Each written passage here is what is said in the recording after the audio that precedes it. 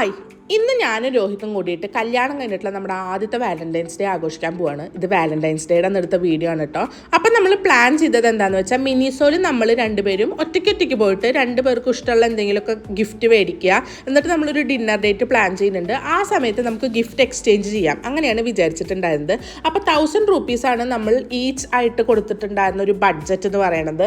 അപ്പം ഞാൻ ഫസ്റ്റ് പോയി. പക്ഷേ എനിക്കങ്ങനെ മിനിസോ ഒരു ഗേളി കൈൻഡ് ഓഫ് പ്ലേസ് ആയിട്ടാണ് തോന്നിയത്. അതുകൊണ്ട് എനിക്ക് രോഹിത്തിന് പറ്റിയ ഗിഫ്റ്റൊന്നും അവിടെ കണ്ടില്ല. അപ്പം ഞാൻ ചെറുതായിട്ടൊരു കള്ളത്തരം കാണിച്ചായിരുന്നു. അപ്പോൾ ഫുൾ വീഡിയോ നമ്മുടെ യൂട്യൂബ് ചാനലിലുണ്ട്, നിങ്ങൾക്ക് വേണമെങ്കിൽ അവിടെ പോയിട്ട് ഫുൾ വീഡിയോ കാണാം. പിന്നെ രോഹിത്ത് പോയി രോഹിത്തിൻ്റെ ഗിഫ്റ്റൊക്കെ മേടിച്ചു. നമ്മൾ ഡിന്നർ കഴിക്കാൻ ഗ്രീൻസ് പിസ്സേരിയയിൽ പോകാം എന്നാണ് വിചാരിച്ചിട്ടുണ്ടായത്. അപ്പം നമ്മൾ അവിടെ പോയി നമ്മുടെ ഫുഡൊക്കെ ഓർഡർ ചെയ്തു. ഫുഡ് ഓർഡർ ചെയ്തിട്ട് വരാൻ അത്യാവശ്യം ടൈം എടുത്തിട്ടുണ്ടായിരുന്നു. ആ സമയത്താണ് നമ്മൾ നമ്മുടെ ഗിഫ്റ്റൊക്കെ എക്സ്ചേഞ്ച് ചെയ്തത്. അപ്പോൾ രണ്ടുപേർക്കും കുറച്ച് സർപ്രൈസ് ഒക്കെ ഉണ്ടായിരുന്നു. ഗിഫ്റ്റ് എക്സ്ചേഞ്ച് ചെയ്ത സമയത്ത് നമ്മളിങ്ങനെ പ്രതീക്ഷിക്കാത്ത സമ്മാനങ്ങളൊക്കെ നമുക്ക് കിട്ടിയായിരുന്നു. അപ്പോൾ വലിയ കാര്യമായിട്ടുള്ളൊരു വാലന്റൈൻസ് ഡേ ആഘോഷമാണോ ചോദിച്ചാൽ പലർക്കും ചിലപ്പോൾ അങ്ങനെ ആവില്ലായിരിക്കും. പക്ഷേ എന്നെയും രോഹിത്തിനെയും സംബന്ധിച്ചിടത്തോളം ഞങ്ങളുടെ ഒരു നല്ല വാലന്റൈൻസ് ഡേ ആയിരുന്നു ഇത്.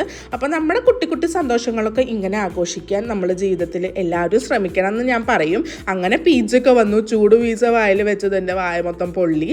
അപ്പം അത്രയേ ഉള്ളൂ. ഇതായിരുന്നു നമ്മുടെ വാലന്റൈൻസ് ഡേ. അപ്പോൾ ബൈ.